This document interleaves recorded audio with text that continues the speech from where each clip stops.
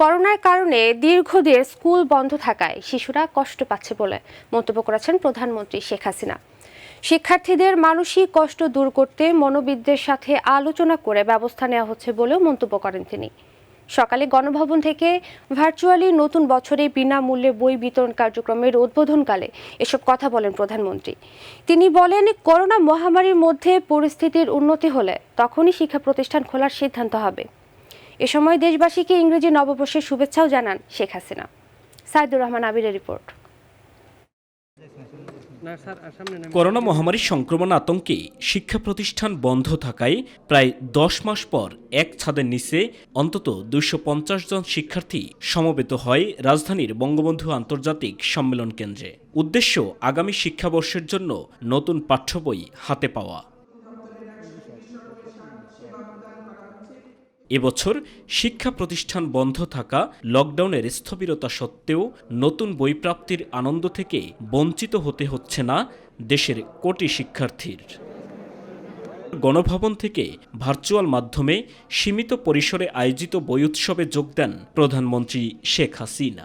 সংক্রমণ ঝুঁকি বিবেচনায় প্রাথমিক ও মাধ্যমিক স্তরের 23 শিক্ষার্থীর হাতে প্রধানমন্ত্রীর পক্ষে নতুন বই তুলে দিয়েছেন শিক্ষামন্ত্রী এবং প্রাথমিক ও গণশিক্ষা প্রতিমন্ত্রী।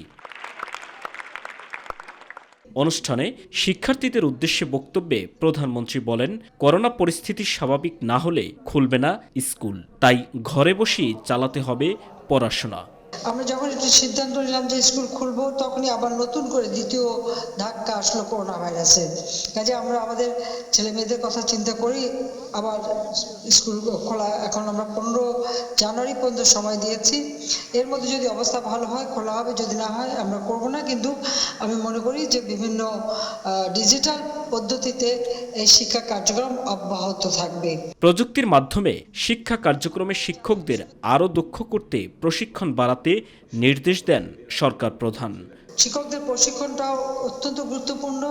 আর যেহেতু আধুনিক প্রযুক্তিতে এখন শিক্ষা কার্যক্রম চালানো হচ্ছে সারা বাংলাদেশে, আমরা আমাদের স্কুলগুলিতে যেমন আমরা কম্পিউটার ল্যাব তৈরি করে দিচ্ছি বা ডিজিটাল পদ্ধতিতে শিক্ষার ব্যবস্থা করে দিচ্ছি।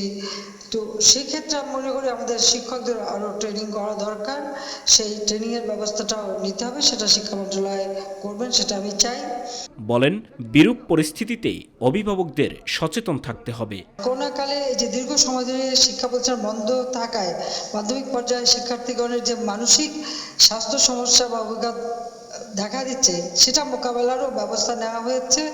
সাইকোলজিস্টদের সঙ্গে আলোচনা করে কিভাবে আমাদের ছেলে মেয়েদের সহায়তা দেওয়া যায়, কাউন্সিলিং করা যায়, তার ব্যবস্থাটাও আমরা নিচ্ছি। এবং অভিভাবক যারা, বাবা মা যারা, তাদেরকে আমি অনুরোধ করব যে আপনারা বাচ্চাদেরকে সময় দেবেন। কারণ আসলে করোনা ভাইরাস যেমন আমাদের কষ্টও দিচ্ছে, আরেকটা সুযোগ হচ্ছে যে হাজার কাজের চাপেও ছেলে মেয়েদেরকে নিয়ে সময় কাটানোর কিন্তু সুযোগ পাচ্ছেন। দেশবাসীকে ইংরেজি নতুন বছরের শুভেচ্ছা জানান প্রধানমন্ত্রী। ইংরেজি নববর্ষ শুরু হতে যাচ্ছে আগামীকাল, তাই সবাইকে আমি আমার ইংরেজি নববর্ষের শুভেচ্ছা জানাচ্ছি। এবছর 151টি প্রেসে বই ছাপানো হয়েছে 35 কোটি। সাইদুর রহমান আবির, মাই টিভি, ঢাকা।